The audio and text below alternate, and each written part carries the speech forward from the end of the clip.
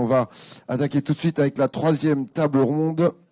Quelle visibilité pour lutter contre l'augmentation de votre surface d'attaque avec la participation d'Armis, de groupe IB, Keysight et Proactive.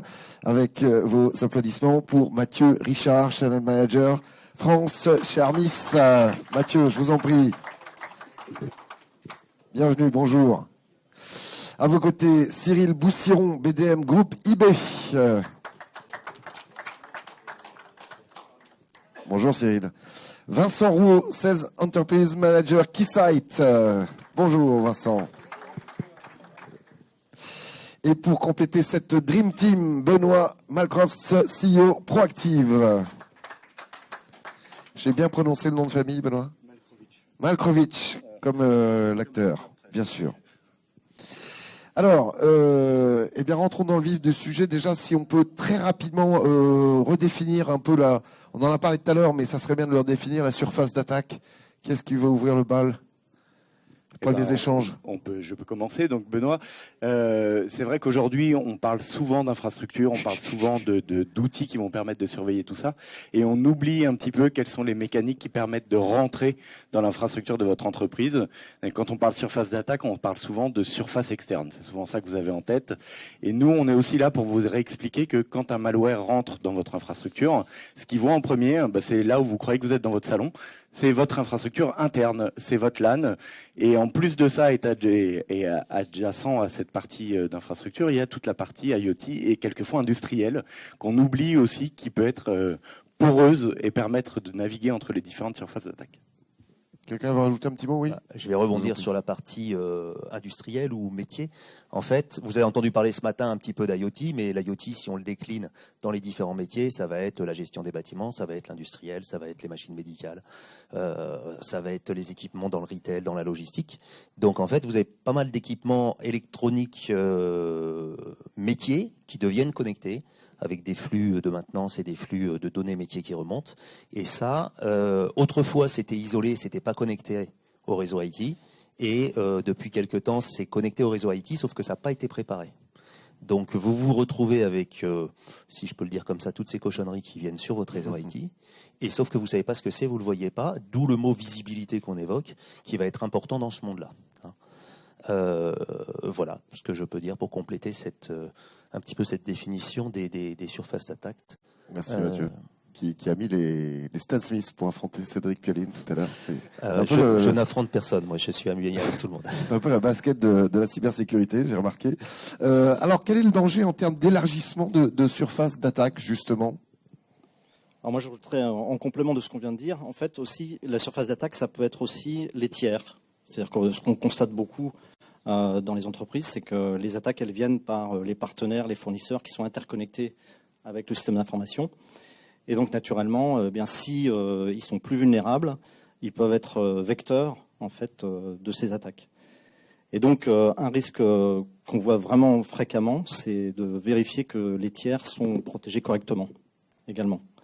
Et notamment, ça peut être des tiers industriels ou bureautiques ou liés au business de l'entreprise. Et je rebondis là-dessus aussi. On parle de prestataires et de tiers, mais c'est aussi la partie développement en interne de l'entreprise qui amène le shadow IT, dont on parlera. Et en fait, on a une surface d'attaque qu'on pense maîtriser et la notion de reconnaissance, et c'est vraiment la visibilité aujourd'hui. Comment est-ce que vous accédez à la visibilité de votre surface d'attaque ? C'est détecter automatiquement qu'est-ce que c'est votre infra. Qu'est-ce que vous avez comme interconnexion avec des prestataires ? Qu'est-ce que vous avez comme interconnexion avec vos centres de développement qui produisent des serveurs dans leur coin, qui produisent des outils dont ils ont besoin pour accélérer le développement de votre logiciel quand vous êtes éditeur, de vos métiers quand vous êtes industriel ou autre ? On parlera de cartographie aussi tout à l'heure. Je vous en prie. C'est vrai qu'on parlera un peu de cartographie, mais tout à fait, c'est interne et externe. Et comme on a vu juste avant, justement, avec notamment Antonin, tout ce qui était MDR, XDR et autres, en fait, là, c'était une étape qui était une étape plus défense, et nous, on va être dans une étape plus, justement, reconnaissance. On a également parlé, justement, un tout petit peu de threat intelligence, mais ici, voilà, on va être sur la reconnaissance, finalement, de tout ce qui peut être vulnérable, de tout ce qui peut être attaqué par, justement, les attaquants qui verront ce qui va se passer de manière externe et interne. Alors revenons sur cet élargissement de surface d'attaque. sur ces dangers qui pointent. Alors, je voulais compléter sur la notion de visibilité, mais qui va aussi avec l'élargissement. Dans tout ce qui va être visible, vous allez bien sûr avoir l'inventaire de tout ce qui va devenir présent sur vos réseaux, mais vous avez aussi la compréhension de ce que c'est, de ce que ça fait. De savoir si c'est normal qu'une imprimante utilise tel ou tel protocole, qu'elle aille vers telle ou telle destination, savoir si votre capteur CO2 qui est connecté, c'est normal que se comporte d'une telle façon ou d'une autre, que une caméra IP parte sur Facebook ou en Russie, plutôt que d'aller vers le serveur de l'entreprise. Et pour beaucoup d'équipements qui sont nouveaux et même d'équipements qui existent déjà, cette compréhension de est-ce qu'un protocole qui est normal avec un objet qui est normal font deux choses ensemble qui sont normales, c'est le contexte et cet apport de plus simplement de l'inventaire, mais aussi du comportement qui est cette visibilité et qui vous donne cette information de est-ce qu'il faut faire quelque chose ou pas. On parle de l'élargissement ou pas ? On développe un petit peu. On peut parler de l'élargissement, effectivement. Ça reprend cette notion-là de tous ces nouveaux objets, tous ces nouveaux usages que vous faites et aussi tout ce qui est télétravail. On l'a vu avec la Covid, avec énormément d'élargissement de l'infrastructure qui a amené chez les utilisateurs chez eux. On a une notion, alors on en parlait tout à l'heure, enfin c'est vraiment cette notion-là de dire, pour commencer, j'ai besoin d'être certain que mon réseau aille bien.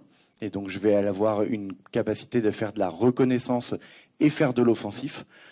Qu'est-ce que je peux trouver comme niveau qui soit pas acceptable de sécurité, de configuration et autres, pour ensuite derrière amener ces outils qu'on a vus juste avant, qui étaient les EDR, XDR et compagnie. Donc cet élargissement-là prend en compte des fonctionnements qui ne sont pas compatibles encore aujourd'hui avec des produits de sécurité simples. On peut pas mettre de l'EDR sur une caméra IP facilement. Donc il faut d'autres outils pour aller chercher justement ces nouveaux équipements et ces nouveaux usages que vous faites de votre infrastructure. Cyril ? Moi, je dirais qu'il faut aussi surtout avoir ces nouveaux outils pour contrer un deuxième élargissement de la surface d'attaque, qui n'est pas un élargissement forcément de l'infrastructure, mais un élargissement en réalité des outils et surtout du nombre d'attaquants. Parce qu'on a pu le voir notamment avec le conflit en Ukraine, où il y a eu justement des outils qui ont été leaks, des modes d'emploi même qui ont été mis à disposition pour justement faire du scanning sauvage. Et on sait très bien que beaucoup d'attaques sur infrastructure se font par un scanning automatique finalement d'IP, de ports ouverts. Et c'est pour ça que finalement, il faut aussi faire ce travail de renseignement pour réduire cette surface d'attaque et justement avoir la conscience de l'augmentation du nombre d'attaquants et surtout de leur range de possibilités finalement. Vincent ? Alors, si on rebondit un peu sur la visibilité aussi, vraiment ce qu'on va chercher à faire, c'est éviter d'avoir des zones d'ombre dans justement toute cette surface et d'être au courant de tout ce qui se passe, de tous les signaux faibles qui peuvent se propager dans des zones qui sont peut-être reculées, relativement bas dans l'infrastructure ou dans le cloud par exemple. Ça peut être aussi une source en fait, une source d'attaque. Donc la visibilité, c'est effectivement trouver des angles morts en fait, être capable de voir tout ce qui se passe. Même si effectivement l'attaquant peut être présent depuis plusieurs semaines, plusieurs mois, on l'a vu tout à l'heure. Et c'est un travail qui est complexe parce que il y a différents systèmes à aller chercher et il y a différentes maturités aussi dans les organisations des entreprises, puisque ce qu'on voit nous, c'est que on peut très bien avoir un premier niveau de maturité qui est juste analyse des logs, analyse des alarmes, donc vraiment un peu du binaire, on va dire. Après, une maturité un peu plus avancée qui permet de faire de la métadonnée à partir de sources NetFlow, par exemple. Et puis, le dernier niveau de maturité qu'on voit, c'est être capable d'aller voir vraiment les transactions, les paquets, tout ce qui se passe réellement en termes d'échange entre les systèmes. Donc, c'est important aussi de savoir où on est dans cette échelle pour voir quelle réponse on va apporter. À ce propos, les 3 points fondamentaux, c'est justement la visibilité sur la surface interne, externe et industrielle. Oui, alors nous on est un peu moins bien placés. Proactive malheureusement ne répond pas sur la partie industrielle. Nous on répond énormément sur la partie interne où encore une fois, avec cette notion de visibilité, c'est la notion de connaissance. Vous ne pouvez pas protéger quelque chose que vous ne connaissez pas. Et donc, Proactive amène cette solution-là de détection automatique, de validation automatique. Nous, on fait de l'offensif et on va aller prendre le point de vue d'un malware et on va aller tester les vulnérabilités et les mécaniques d'attaque présentes sur votre réseau. Donc, cette notion-là, elle est critique pour nous sur la partie interne. Je vais laisser mes collaborateurs, mes collègues expliquer leur point de vue de l'autre côté. C'est des choses qui sont complémentaires. On ne peut pas opposer des solutions qui n'ont pas cette même vocation de travailler ou sur l'industriel, l'externe ou l'interne. Vous devez avoir cette connaissance et cette compréhension de tout. Et encore une fois, sans outils, sans automatisation, on a du mal en tant qu'humain, et surtout quand les équipes sont importantes, à maîtriser l'intégralité de votre infrastructure. Mathieu Richard. Peut-être un élément pour compléter. Pour bien combler cet angle mort dont on parle, il y a effectivement l'automatisation qui va permettre d'avoir une rapidité et d'essayer de combler ce que l'humain pourrait laisser passer.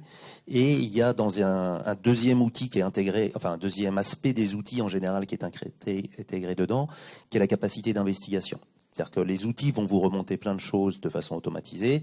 Puis une fois que vous détectez quelque chose d'anormal, vous allez faire des investigations pour vérifier si c'est ça, s'il y a quelque chose à côté, ou pour vérifier à quel endroit c'est, quel groupe de machines, quel groupe de personnes, etc.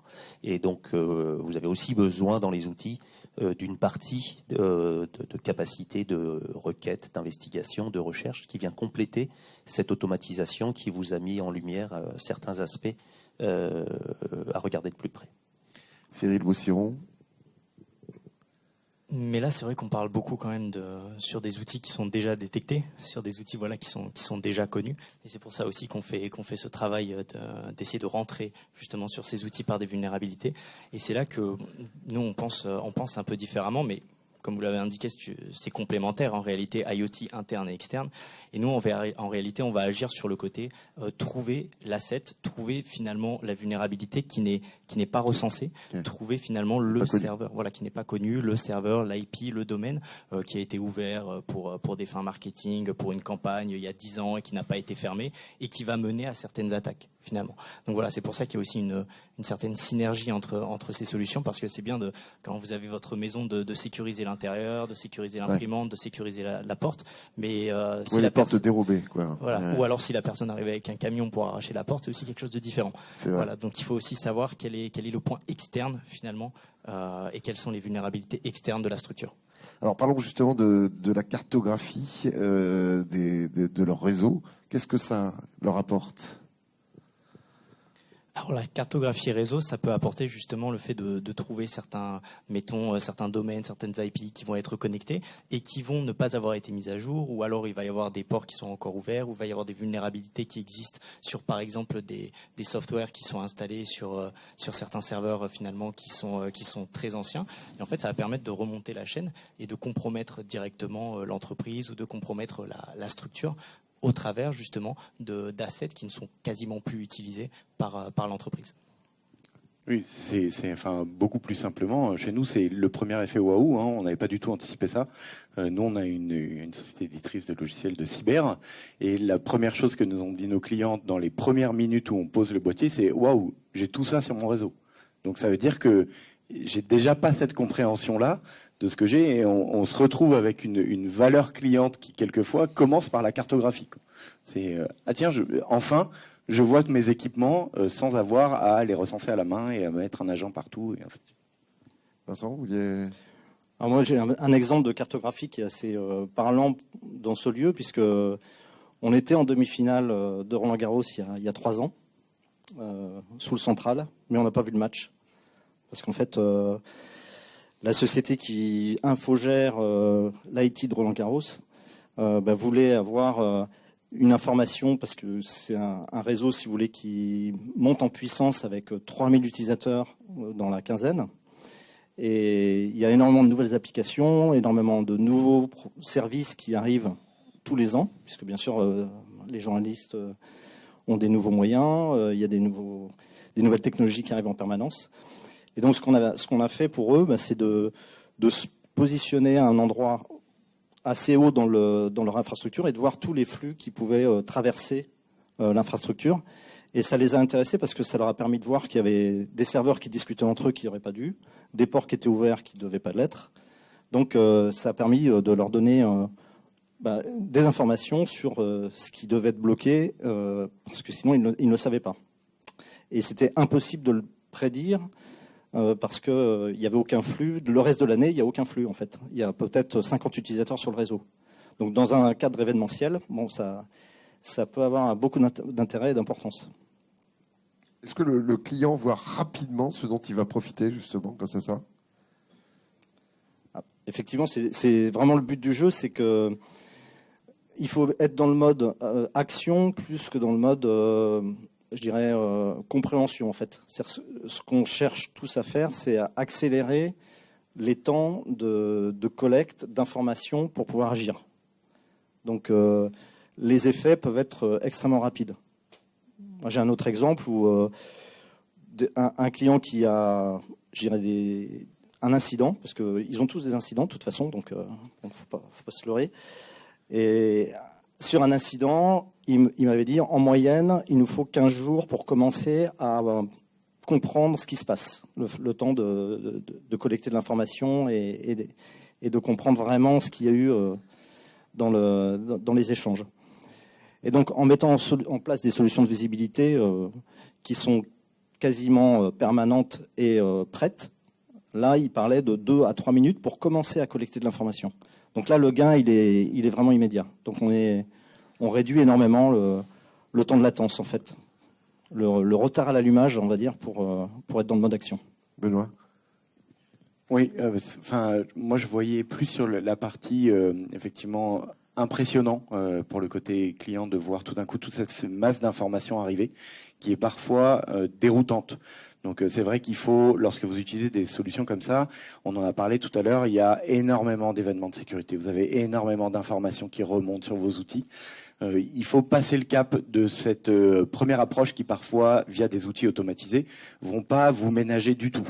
On va pas vous découvrir un petit morceau de l'infrastructure qu'on a détecté pour vous amener plus tard un peu le reste. C'est d'un coup, c'est assez brut. Ça demande parfois effectivement un petit temps de recul, un petit temps d'acceptation de ces outils-là pour se dire ok, ces choses-là en fait avant je les avais pas, maintenant je les connais.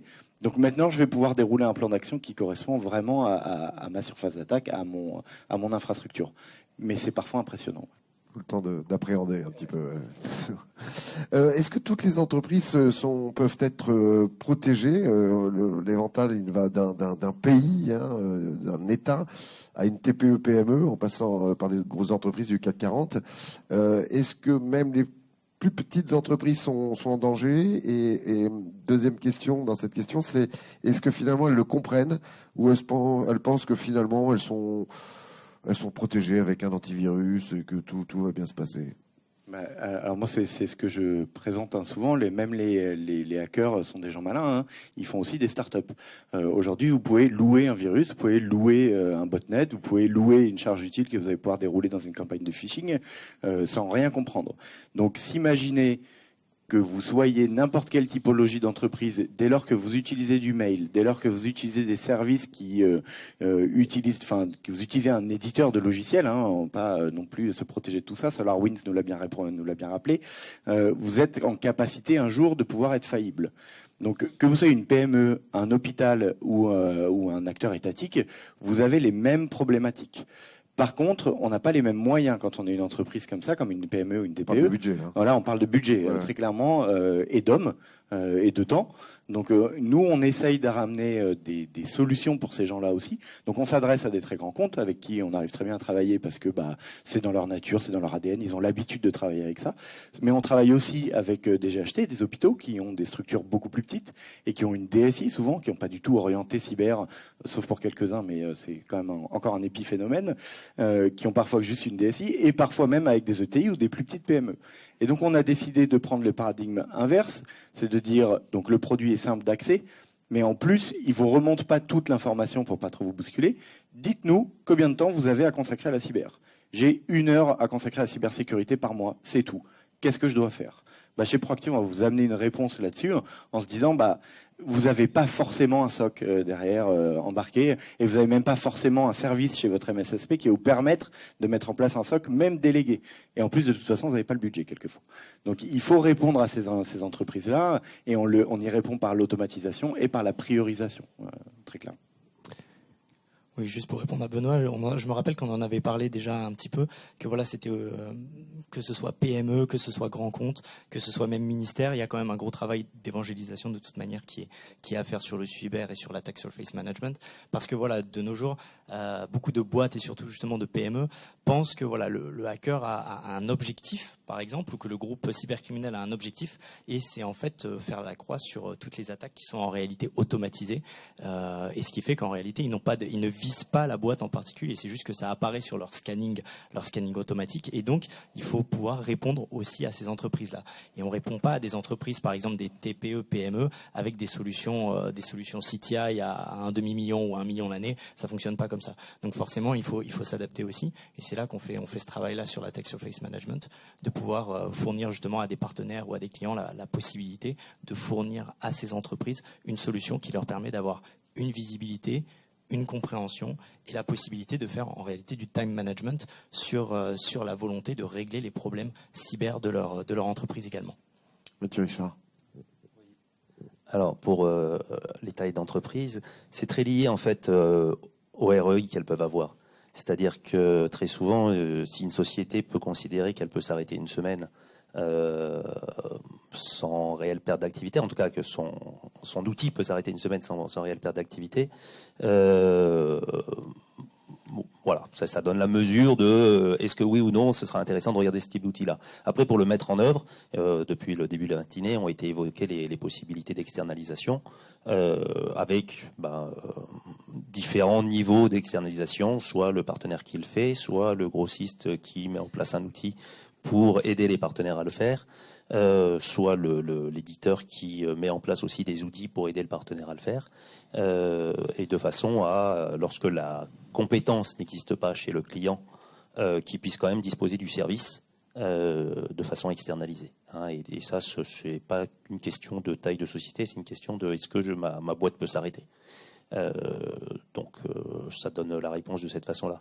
L'autre aspect dans le ROI, c'est que ces éléments-là qui donnent de la visibilité sont pas seulement des outils de sécurité, ça va aussi être des outils de production, parce que on évoque aujourd'hui la sécurité de dire que je ne peux pas protéger ce que je ne vois pas, ce que je ne comprends pas, mais je ne peux pas non plus actionner, mettre en production,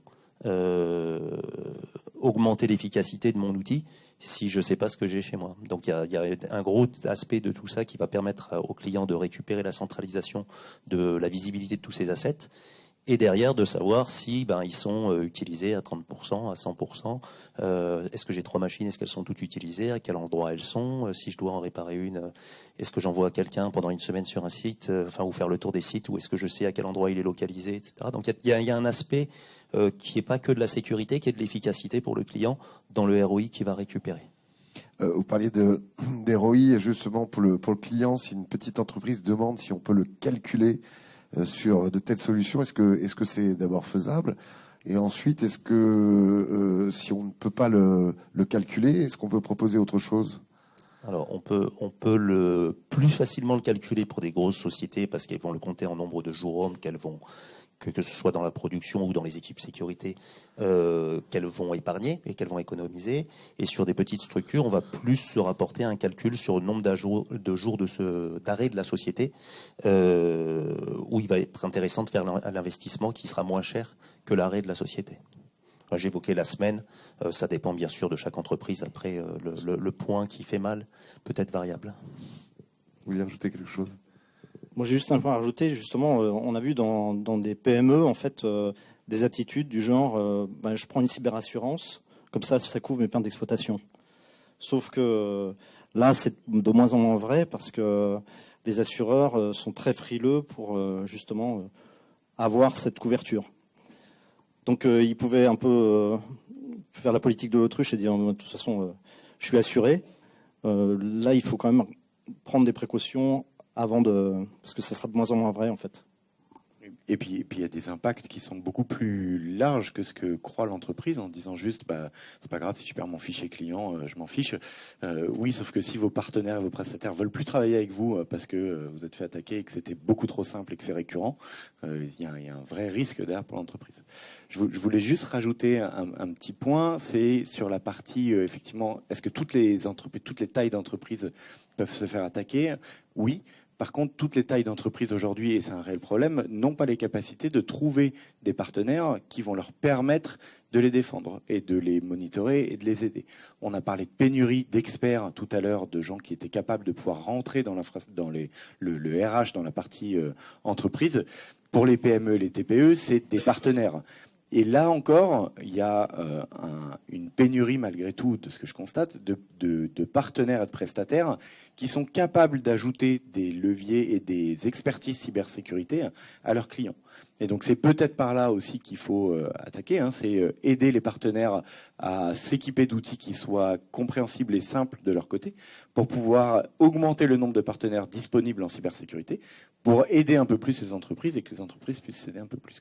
Et après, effectivement, sur la partie ROI, oui, on parle en jour d'arrêt de prod, qui est une thématique assez simple à aborder auprès des PME, TPE, puisque dans ces structures-là, et même dans les ETI, même à plus grande échelle, dans les ETI, elles ont encore du mal à comprendre qu'est-ce que leur fait gagner la prévention.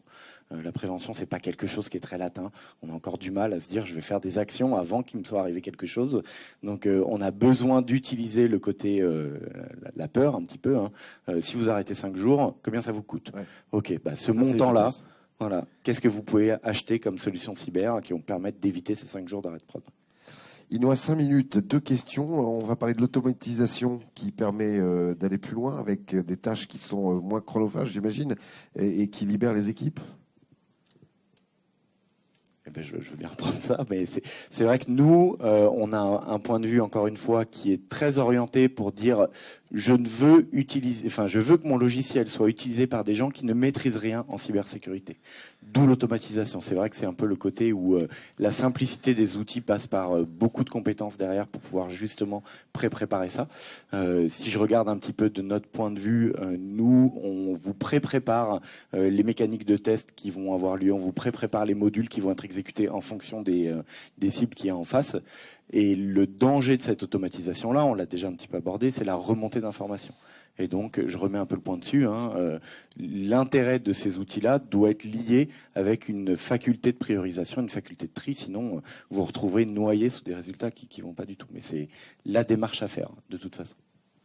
Et c'est pour ça d'ailleurs qu'on a besoin justement des partenaires qui sont là aussi donc justement aujourd'hui dans la salle. C'est pour pouvoir faire cette priorisation sur les outils que nous on fournit, pour que justement le partenaire puisse fournir derrière ce service et puisse dire à partir de la plateforme voilà, on voit qu'il y a telle chose, mais cette vulnérabilité ou par exemple ce problème de démarque est plus important que celui-là à régler. C'est pour ça qu'il y a ce besoin d'automatisation, mais il y a quand même l'humain qui doit rester au centre pour faire cette priorisation et surtout pour pouvoir amener l'expertise au client final au travers du partenaire pour pouvoir dire voilà, nous on va vous accompagner et c'est aussi je pense un des avantages de l'attack surface management, c'est de pouvoir fournir à certaines sociétés une sorte de roadmap d'amélioration de leur cybersécurité générale qui va être amenée justement au travers d'un partenaire. Juste pour ajouter un mot sur l'automatisation, je pense que ça va vous permettre, vous les partenaires, en fait, de remonter l'intérêt des jobs. C'est-à-dire que les jobs qui sont les plus fastidieux sur les outils de sécurité sont de plus en plus automatisés. Ça vous permet de remonter vers l'expertise, vers la compétence et le service, sa valeur ajoutée vers le client, vers plus de gouvernance, par exemple. Pour conclure, si on prend le prisme du revendeur, quel est l'intérêt pour lui de proposer des offres de meilleure visibilité? On peut conclure là-dessus. Alors pour nous, l'intérêt évident, c'est qu'il va préparer son client, il va différencier sa proposition de valeur, puisque en fait, en posant la question, vous demandez pas si vous allez être attaqué, mais vous demandez juste quand vous allez être attaqué. Donc l'incident, il va falloir le résoudre. Donc préparez-vous, et pour ça, il faut l'anticiper, comme on l'a dit. Donc il faut mettre en place un certain nombre de briques, un certain nombre de services associés.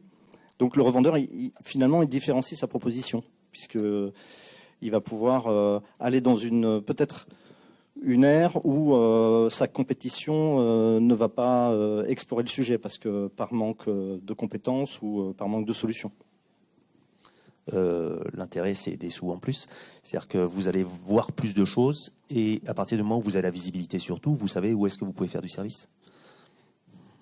Et puis l'amener, encore une fois, de l'expertise. Donc vous savez contextualiser demain avec des outils qui vous permettent, donc nous, on a vraiment pour vision d'automatiser l'audit. Je ne sais pas si vous avez remarqué, on a un peu une pénurie d'auditeurs. Vous avez du mal à générer des audits chez vos clients.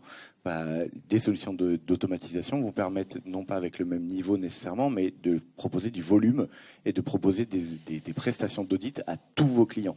Je ne sais pas si vous imaginez aujourd'hui l'ambiguïté que vous auriez à proposer une offre hyper attrayante à tous vos clients et devoir y répondre avec de l'humain. C'est pas possible, on ne sait pas faire. Donc il faut automatiser ces tâches-là. Merci monsieur, je crois qu'on peut vous applaudir chaleureusement.